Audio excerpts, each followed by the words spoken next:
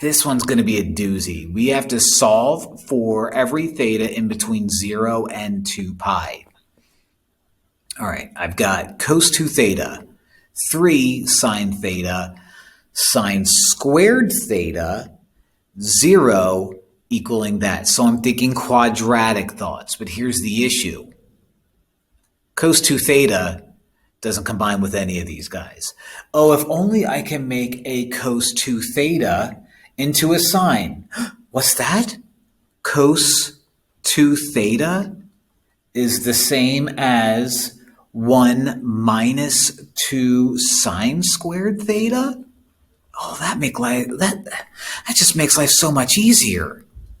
So let me write it out. 0 equals 1 minus 2 sine squared theta plus 3 sine theta plus 4 sine squared theta. Now, this is definitely 100% a zero product property in factoring thoughts. Let's combine these guys. We'll put them in order the way they're supposed to be. 0 is going to equal 2 sine squared theta plus 3 sine theta plus 1. Now, this is a quadratic that is factorable.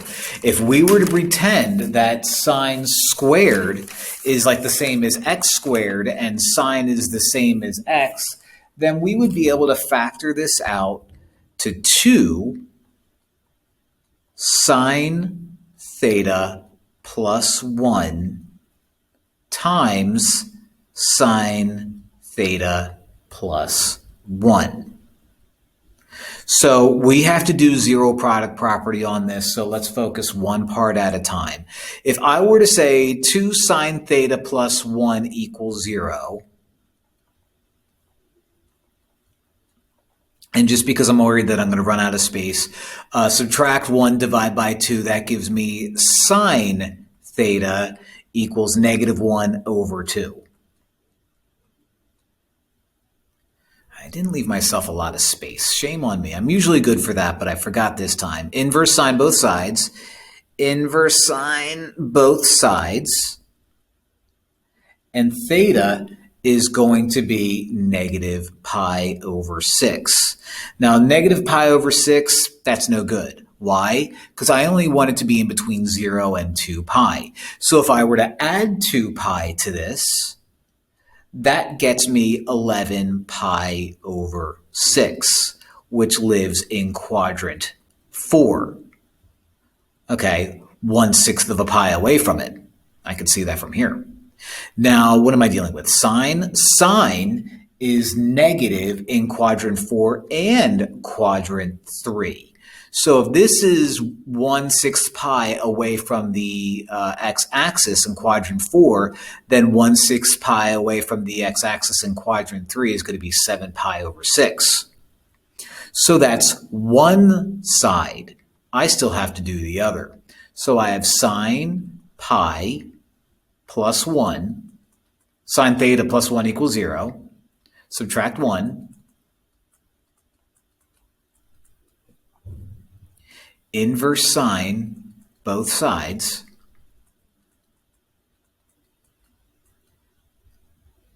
And that gets me theta equals negative pi over 2.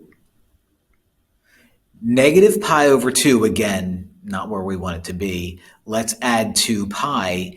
And when I add 2 pi, that gets me 3 pi over 2. Well, God is good, because 3 pi over 2 is the y-axis, which means it doesn't live in any quadrant, which means I don't have to worry about reference angles and stuff like that.